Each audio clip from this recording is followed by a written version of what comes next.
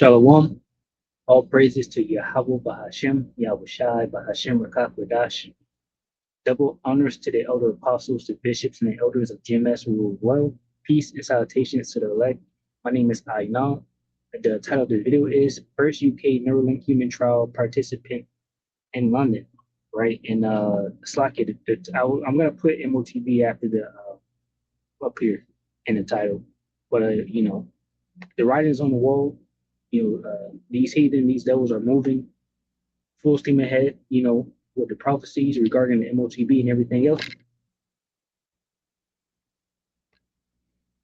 Hey everyone, I wanted to jump on here and share some breaking news. Neuralink has implanted in their first human trial participant in the United Kingdom. Earlier today on X, they announced this. They said, "We're excited to announce our first participant in the UK. Paul, who is paralyzed due to motor neuron disease, received his Neuralink implant at UCLH earlier this month and was able to control a computer with his thoughts just after surgery." And the University of College London Hospitals is UCLH. There's a picture of Paul. And then Neuralink followed it up with this post showcasing Paul playing this video game just with his mind. And then this marks an important step toward making our technology available to help people around the world. And that's true. As the head of mechanical engineering for the surgery team, Astro Danish says, this is just the start. They've implanted in patients in the United States, Canada, and UK, and soon they'll be implanting in patients in the UAE. And as you guys can see, the comments here are very positive.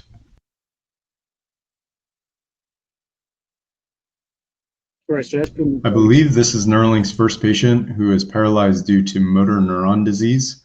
The prior patients were paralyzed due to a spinal cord injury or ALS. This patient brings them to a total of at least 13 patients implanted. I personally suspect that there are more than that, but we're up to at least 13 now. And if you're interested in applying to be part of the patient registry, go to Neuralink's website. This is Neuralink's president, DJ Suh, explaining the company's 3-year plan and product roadmap. Remember, Neuralink is developing the most ambitious medical device in the world, a brain implant designed to help with almost any brain problem. So now, just to step you through what the product evolution is going to look like in the next 3 years, today what we have is 1,000 electrodes in the motor cortex, the small part of the brain that you see in this animation called the hand knob area, that allows participants control computer cursors as well as gaming consoles. For those who don't know, this means they've inserted super tiny metal strands that have 1,000 electrical sensors directly into the brain tissue. By detecting the brain's electrical activity, they're able to decode and digitize their brain signals so a computer can understand what they want to do. This is how they can control the computer just via Bluetooth and no hands. Next quarter, we're planning to implant in the speech cortex to directly decode attentive words from brain signals to speech. That's right. Neuralink wants to help those without a voice to be able to speak. This summer, Neuralink hinted that something big was coming. On its official X account, the company posted, "In sharing our story with investors and our internal team, we realized there's no reason we shouldn't share that very same story with the rest of the world. So in 2 weeks, we'll have a public demo where we share that presentation with some bonus content. Stay tuned." By giving us a look behind the curtain at these plans, it's clear they are well on their way to helping people who cannot speak, cannot see, cannot hear, and even those who suffer from PTSD or depression. Neuralink has been around since 2016, and now 12 people are already living with the first generation product, a wireless implanted device called telepathy. It's about the size of a coin and sits flush with the skull. 128 flexible threads extend into the brain, each thinner than a hair. Yeah, I say this all the time. There's a movie called The 100. And I probably need to go, watch those shows again. But there's a show called The 100. It was on Netflix. and they had a brain implant chip where they will put it inside your brain, and it had the threads and all of that, and it would attach to your brain. So and that's a revelation of the method. Them showing what you want done, and even in that movie, it goes into a lot regarding what they could possibly do with consciousness and things like, or it's a show, what they could do with consciousness and things like that, or what they want to do, because we know pursuant to the scriptures, Job 20, right, when they're about to fill their belly, every hand the wicked shall come upon them, right? So they're not going to accomplish fully what they want, but the M.O.T.B, which is the RFID chip, will be implemented right throughout the world, right? But they won't be able to enjoy it because Yahushua will come, because the whole select will not be taking M.O.T.B. The world will be in a chaotic state, right? And World War III will be going on. And lined with tiny electrodes that can detect electrical signals from the individual neurons. Those signals are decoded and turned into digital commands, moving a cursor, typing a message, or controlling a robotic arm, using nothing but thought. The early patients are already doing these things daily, all of them paralyzed from the shoulders down, now able to play chess online and use their computer completely hands-free. And next is implanting in the speech cortex, where the team plans to translate brain activity directly into words. A lot of us are managing a health condition or caring for someone who is. If they're able to translate brain activity into words, and they're able to read your thoughts, Maybe like me, you've been using multiple patient logs, medical test PDF files, and back to the episode. After that comes the visual cortex through a product called BlindSight, which aims to give people with total blindness the ability to navigate their surroundings again. And in 2026, not only are we going to triple the number of electrodes from 1,000 to 3,000 for more capabilities, we're planning to have our first BlindSight participant to enable navigation. This is explained in more detail by Joey here. BlindSight is our project to build a visual prosthesis to help the blind see again. Users would wear a pair of glasses with an embedded camera and receive an implant in their visual cortex. Scenes from the environment are recorded by the camera and processed into patterns of stimulation delivered to the brain, causing visual perception and restoring functionality. Our threads are able to access these deeper structures, providing the possibility of restoring vision over a functionally useful visual field. So the N1 implant has had experimental stimulation capabilities for quite some time, but our new S2 chip is designed from the ground up for stimulation. It provides over 1,600 channels of electrical stimulation, high dynamic range recording capabilities, and a wide range of microstimulation currents and voltages. Now, how can we calibrate our implant for BlindSight? So here's one way. We stimulate on the array, picking, say, 3 different channels. The user perceives something, say 3 spots of light, somewhere in their visual field, and points at them.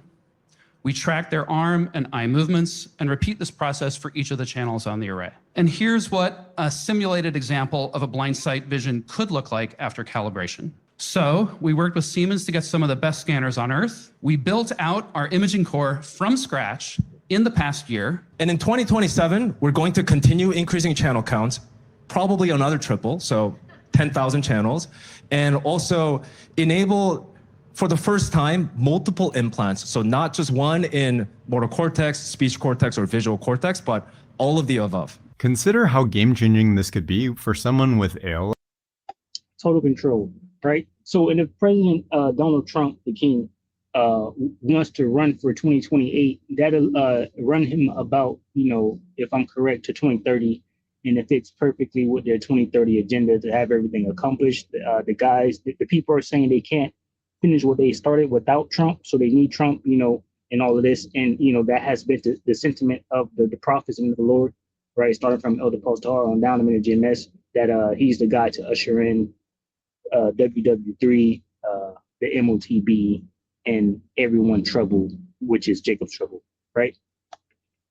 Revelation 13 and 15, it says, and he had power to give life unto the image of the beast, that the image of the beast should both speak and cause that as many as will not worship the image of the beast should be killed. And he causeth all, both small and great, rich and poor, free and bond, to receive a mark in their right hand or in their foreheads, and that no man might buy or sell, save he that had the mark, or the name of the beast, or the number of his name. Here's wisdom. Let him that have understanding count the number of the beast, for it is the number of a man, and his number is 636. Right. So these are the things that we're witnessing here in these last days, right, regarding this digital world they're trying to set up, regarding the RFID chip that can be implemented in your hand, and this Neuralink device that can be implemented in your forehead, right? So these are things that needs to be avoided, right? So you won't, taste of the destruction, right? So let me grab one of these.